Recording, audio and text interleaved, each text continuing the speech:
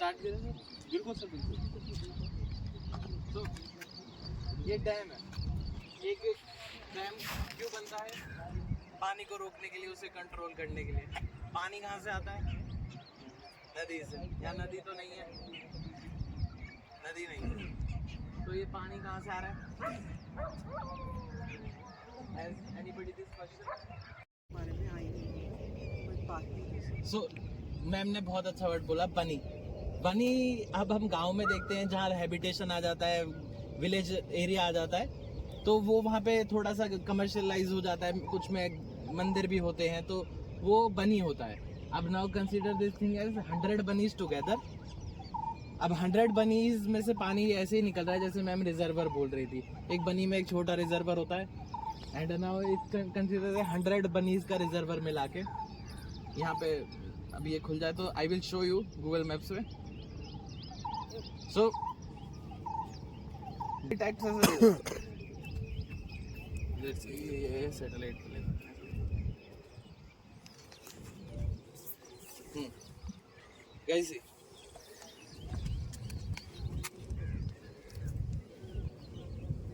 ये जो blue dot है, हम खड़े हैं, ये आपका अनंगपुर गांव है, ठीक है।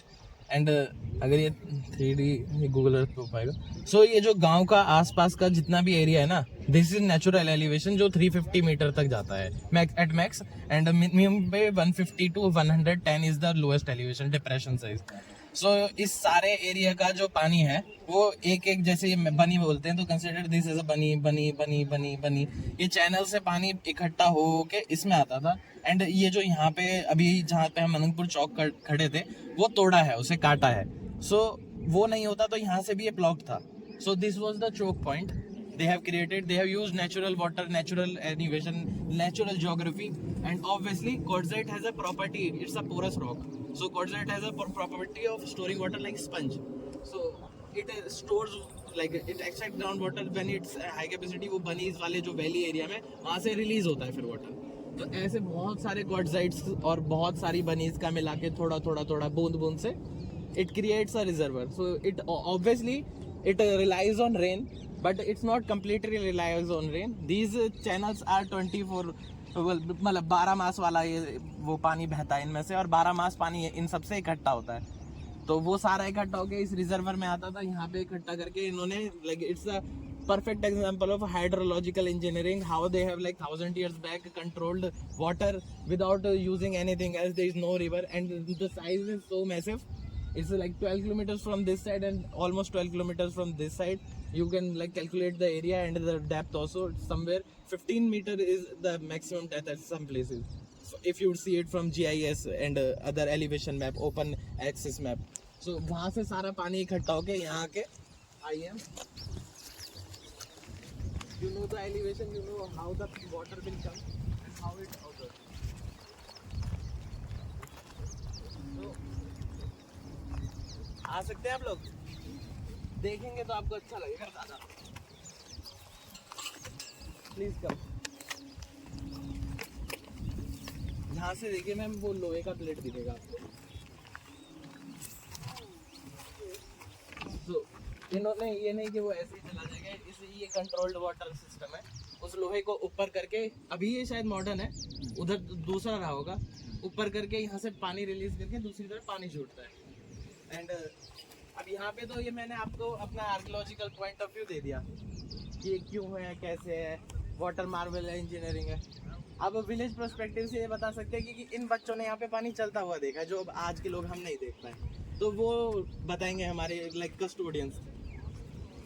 मेरा नाम राहुल बड़ाना, मैं गांव अनंतपुर का स्थानीय निवासी हूँ। ये बांध करीब 1100 साल पहले बनाया है। ये आप हिस्ट्री में पढ़ते हैं, आर्कियोलॉजी में देखते हैं। लेकिन मैं आपको गांव वालों का जो हमने पीढ़ी दर पीढ़ी अपने पूर्वजों से सुना है वो चीज़ बताने वाला हूँ। करीब 1300 साल पहले इस तरफ पहाड़ियों में हमारा गांव बसता था।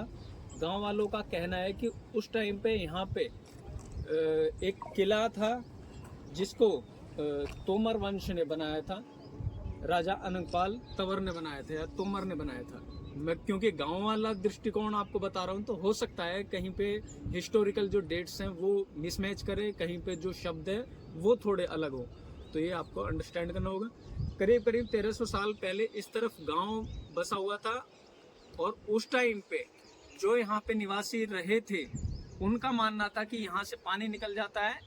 थोड़ी आबादी इस तरफ भी थी, आप मेरे राइट साइड में देखोगे तो यहाँ पे आबादी थी, तो बहुत ज़्यादा पानी होता था, बहुत ज़्यादा वर्षा होती थी, उससे यहाँ पे जो आबादी रहती थी उसको भी बहुत ज़्यादा इफेक्ट होता था। तो उस टाइम के जो भी हमारे पूर्वज थे उन्होंने इस बांध को मल्टीपर्पज यूज से बनाया था। एक तो पानी को स्टोर करने के लिए, एग्रीकल्चर के लिए, क्योंकि उस टाइम पे कोई रिसोर्सेज नहीं थे एग्रीकल्चर के, और डिपेंडेंसी जो थी वो खेती किसानी पशुपालन पे थी। यहाँ की आबादी भी प्रोटेक्ट हो सकती थी, तो ये बांध बनाया गया। बांध बनाने के बाद में यहाँ पे एक पूरा नेचुरल बहुत बड़ा जैसे तालाब होता है, आप अगर कोई भी पॉन्ड देखेंगे वो पूरा पानी से भर जाता है, और चारों तरफ अभी शैलेश भैया ने भी एक्सप्लेन किया कि पूरा एक हैवी जो होता है वाटर रिस्टोरेशन का काम वो होता था। उसके बाद में अगर ग्रामीणों को जरूरत नहीं होती थी, या फिर जो भी लोग उस टाइम पे रहते थे उनको उस पानी की जरूरत नहीं होती थी, तो वो यहाँ से उस चैनल को खोल देते थे। यहाँ से पूरा पानी आता था। ये पूरा जो गांव है आप देखोगे चारों तरफ जो भी पहाड़ है उसके अंदर पानी ही पानी होता था। तो यहाँ से जब हटा देते तो इस तरफ सूरजकुंड की तरफ वो पानी निकल जाया करता था। उसके बाद में करीब करीब आज़ादी के बाद में 1960 के आसपास यहाँ पे सरकार द्वारा इस गांव को विस्थापित करने की भी योजना लाई गई थी। गांव को यहाँ से हटा के नैनीताल शिफ्ट किया जा रहा था, लेकिन उस टाइम पे ग्रामीणों ने अपनी इस भूमि को छोड़ने में सहमति नहीं जताई। गांव के कुछ उस टाइम पे सम्मानित सदस्य थे जिनके डायरेक्ट हमारी भारत सरकार में लिंक थे, उनके थ्रू पंडित जवाहरलाल नेहरू जी को गांव में लाया गया 1960 के आसपास। जब वो आए तभी इस गांव में बिजली आई, पानी, सड़क आई और अस्पताल भी आया। उनको पूरा गांव घुमाया गया। यहाँ से उनको जो भी हाई एलिवेशन वाले, ऊंचाई वाले जो जगह थी उन पे ले जाके उनको गांव को दिखाया गया, गांव के बारे में बताया गया। एक हरि पर्वत है हमारे यहाँ पे आज के टाइम में, वो सबसे ऊंची पहाड़ी थी, वहाँ पे उनको ले जाके पूरा दिखाया गया, अच्छे से खिलाया पिलाया गया, जितना जो गांव का एक जीवन होता है उनको बताया गया।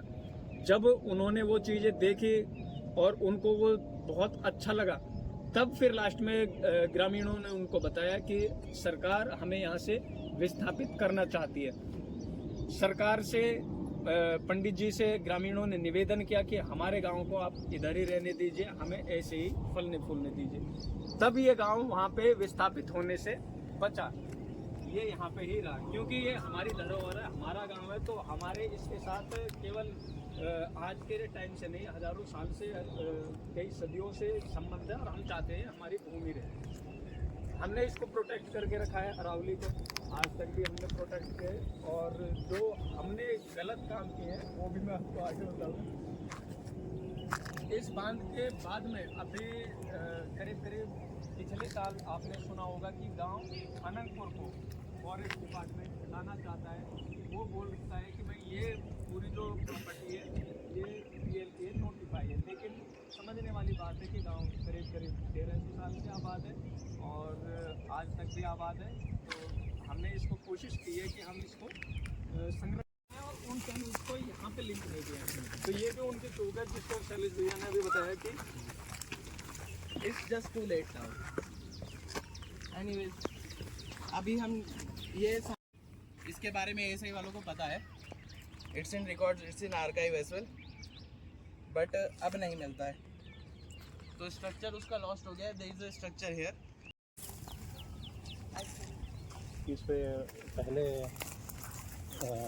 कुछ था नक्शा हमने बना हुआ देखा है। वो फिर कहाँ गया? ये लोग लेके गए ऐसे वाला? नहीं, लेके नहीं गए हैं जी, ऐसे पत्थर से फ्लोट होती रहती है। एक टेंपल का ये तोरण है, ठीक है, ये तोरण is in the gate, and इस तोरण में जो जो एलिमेंट दिख रहे हैं, this pillars, this joints, this beam, वो ही यहाँ पे पड़ा हुआ है, एंड ये ऑल ओवर अराउंड है। अभी हम जिस हाइट पे हैं, आप टेम्पल रिमेन्स के ऊपर खड़े हैं, आपको अपने पाँव के नीचे पॉटरी दिख जाएगी, कुछ ब्रिक्स दिखेंगे, बेग ब्रिक्स, एंड ये सारे में the machinery marks I was talking to you, वो भी इन पे आपको मिलते हैं अलग अलग जगह पे। कुछ फ्लोरल मोटिव्स भी मिलेंगे थोड़ा सा, this has been decorated very well. So अभी क्या है कि वहाँ करके इसे यहाँ पे छोड़ दिया, अगर इसे पूरा रिस्टोर किया जाए ये वापस जुड़ के इससे तैयार हो सकता है। Everything is just here, it's like a puzzle waiting to be like solved. Sun temple कौन से? अभी हम GIS से भी निकालने की कोशिश, देखिए सर ये पूरा रिजर्वर है, this is your dam which ends here. जो अभी जहाँ गांव बसा है, हाँ पूरा का अच्छा, पूरा वो पूरा गांव ही, गाँव- पूरा गांव ही रिजर्वर के अंदर है। रिजर्वायर के अंदर है। Imagine the size of that massive, I am telling you, पूरे दिल्ली को पानी चला जाएगा तो कैसे चला जाएगा, इमेजिन द साइज। ये हमारा टेम्पल आ गया। अब तब तो जब गांव भी जब अलाइनमेंट देखिए सर, कुछ निकलता this is perfect east. Agriculture में तो नहीं निकलता। सूरज जब उगेगा, यहाँ डैम होगा, वहाँ पानी होगा बहुत ज्यादा, उसमें से पानी बह रहा होगा और पहली किरण आपके सन गॉड पे ही आएगी। पाषाण युग के। Can you imagine?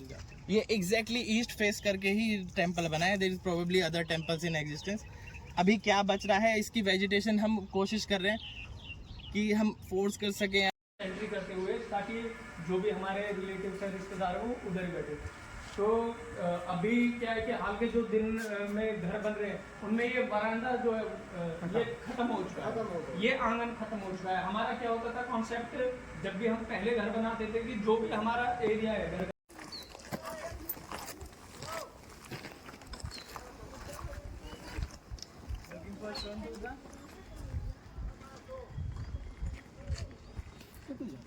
यार